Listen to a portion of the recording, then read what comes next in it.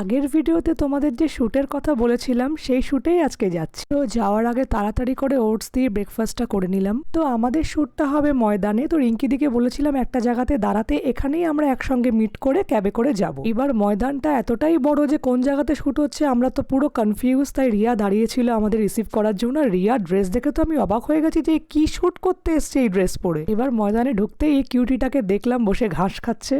শীত শীত পড়ে গেছে বলে অনেকেই এখানে পিকনিক করছে। আর ইনি হচ্ছে কৌশিক ঠাকুর, আমাদের ডিরেক্টর। আর এখানে অলরেডি শ্যুট আরম্ভ হয়ে গেছিল আর খুব সুন্দর লাগছিল যে সব বাচ্চা বাচ্চা ছেলে মেয়ে সুন্দর সুন্দর জামা কাপড় পরে এখানে শ্যুট করতে এসছে। তোমাদেরও যদি মডেলিং এ বা অ্যাক্টিং ইন্টারেস্ট থাকে, তোমরা পোর্টফোলিও শ্যুট করতে চাও, আমার দিদি রিয়াকে কন্ট্যাক্ট করতে পারো এরকম শ্যুটের জন্য। এবার আমার শ্যুটের পালা। আর এই হচ্ছে আমার আউটফিট অফ দ্য ডে। আর পিকচার্সগুলো অসাধারণ এসছে, তোমরা নিজেরাই দেখে নাও। Left me in the shadows, hiding from the sun. I gave you all my heart, but you tore it.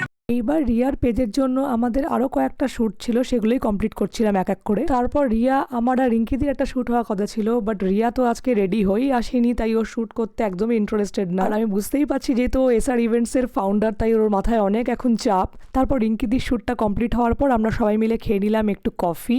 আমার শ্যুট তখন শেষ, তো আমি একটু ময়দানটা ঘুরে দেখছিলাম আর দেখলাম এখানে কি কি কি পাওয়া যাচ্ছে। তো ম্যাক্সিমাম কোয়ালিটি আইসক্রিমেরই গাড়ি ছিল, আর কিছু খাওয়া দাওয়া সেরকম ছিল না। এই ভিডিও শটটা তো আমার দারুণ লেগেছে। এইবার সবার শ্যুট কমপ্লিট আর আমরা এখানে জমিয়ে আড্ডা মারছি। আর দিনটা কিন্তু ভীষণ ভালো কাটলো, একটা ছোটোখাটো পিকনিকের মতন। আর শীতকালে কিন্তু এরকম ছোটোখাটো আউটিংও খুব ভাল লাগে।